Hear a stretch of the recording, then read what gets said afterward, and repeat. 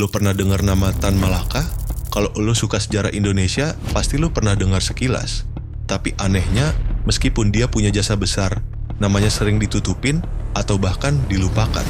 Pertanyaannya, kenapa bisa begitu? Mari kita kulik perjalanan hidupnya. Tan Malaka lahir di Nagari Pandan Gadang, Sumatera Barat, tahun 1897. Nama aslinya Sutan Ibrahim. Kok bisa namanya berubah jadi Tan Malaka? Jadi gini, Tan itu semacam gelar adat Minang, sedangkan Malaka diambil dari nama perkebunan di Delhi, tempat keluarganya dulu kerja. Jadi bisa dibilang, Tan Malaka itu nama keren yang dia pakai sepanjang hidupnya. Sejak kecil, Tan Malaka udah nunjukin kalau dia anak yang pinter. Dia belajar di sekolah Belanda, Hollands Inlandse School. Bayangin, di masa itu nggak semua anak pribumi bisa sekolah, apalagi sampai ke Belanda. Nah, kenapa bisa sampai Belanda? Karena kecerdasannya, dia dapat beasiswa ke Reewijk School, Haarlem, Belanda. Di sana dia belajar jadi guru. Tapi di Belanda lah dia mulai banyak baca buku-buku kiri, politik, dan teori revolusi. Dia kenal sama ide-ide Marxisme, sosialisme, dan komunisme. Pertanyaan besar muncul, kenapa Tan Malaka kepincut sama ide itu? Jawabannya simple. Karena dia lihat sendiri gimana rakyat Indonesia ditindas habis-habisan oleh kolonial Belanda. Menurut dia, cuma dengan melawan kapitalisme dan imperialisme, Indonesia bisa merdeka. Tahun 1919, Tan Malaka pulang ke tanah air. Dia jadi guru di perkebunan teh di Delhi, Sumatera Utara. Tapi jiwa revolusionernya nggak bisa diem. Dia ngajarin murid-muridnya bukan cuma matematika atau bahasa, tapi juga kesadaran nasional. Pertanyaannya, kenapa guru satu ini berani ngajarin begitu? Karena dia percaya, pendidikan adalah senjata paling ampuh untuk melawan penjajahan. Tapi akibatnya, dia dicurigai, diawasi, dan akhirnya harus keluar dari Delhi. Tan Malaka gabung dengan Sarekat Islam, organisasi besar waktu itu. Tapi dia punya pandangan yang lebih radikal, jadi sering bentrok dengan tokoh lain. Akhirnya dia lebih dekat dengan PKI, Partai Komunis Indonesia. Tapi, uniknya, dia nggak pernah jadi komunis garis keras yang buta. Waktu PKI di Indonesia maksa mau bikin pemberontakan, Tan Malaka bilang, "Hey, kita harus realistis. Perjuangan bangsa ini nggak bisa hanya modal senjata dan emosi. Rakyat harus paham dulu." Dan bener aja, pemberontakan PKI gagal total, hancur-hancuran. Dari situ kelihatan, Tan Malaka bukan sekedar ideolog, tapi juga pemikir strategis. Tahun 1921, dia bahkan dipilih jadi ketua PKI. Tapi Belanda nggak tinggal diam. Tan Malaka dianggap terlalu berbahaya. Tahun 1922, dia ditangkap dan dibuang ke Belanda. Waktu dia pulang dari sekolah guru di Belanda dan aktif jadi politikus, dia sempat masuk penjara gara-gara dianggap radikal oleh pemerintah kolonial.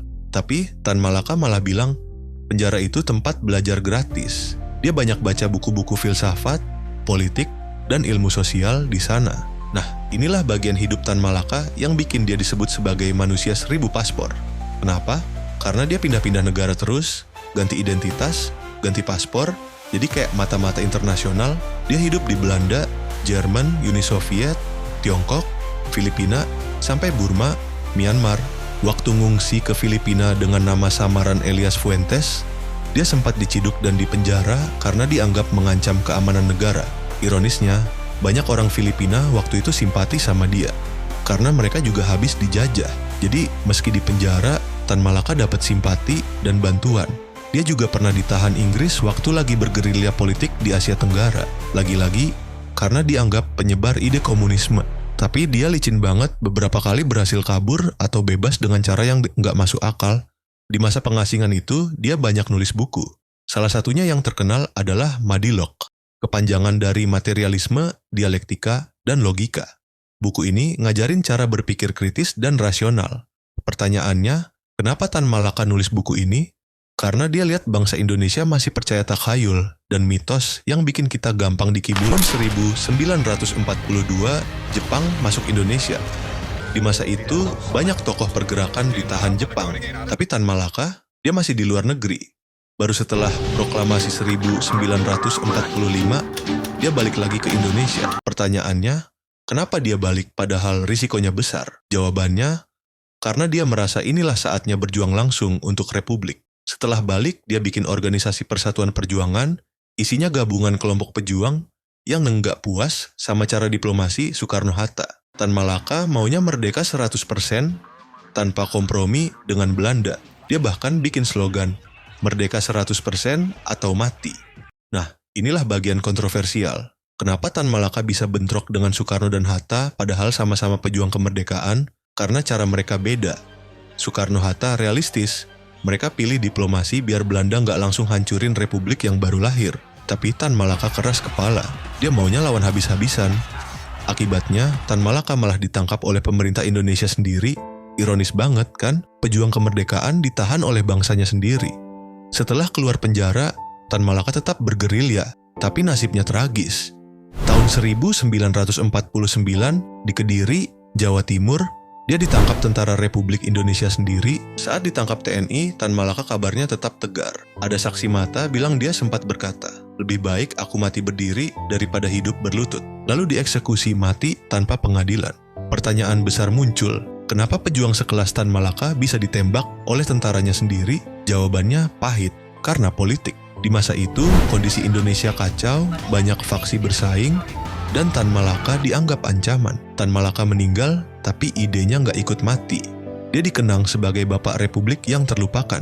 Bahkan, Presiden Soekarno sempat mengakui Tan Malaka sebagai salah satu pahlawan nasional Indonesia. Ironis, orang yang dulu ditembak tentaranya sendiri, akhirnya dihormati sebagai pahlawan. Jadi, siapa sebenarnya Tan Malaka? Seorang guru? Seorang revolusioner? Seorang komunis? Atau seorang nasionalis sejati? Mungkin semuanya benar. Tapi satu hal yang jelas, Tan Malaka adalah orang yang berjuang tanpa pamrih demi Indonesia, meski nyawanya harus jadi taruhan. Sekarang gue mau tanya balik, kalau lu hidup di zaman Tan Malaka, lu bakal ikut cara diplomasi Soekarno-Hatta atau ikut cara Tan Malaka yang keras kepala?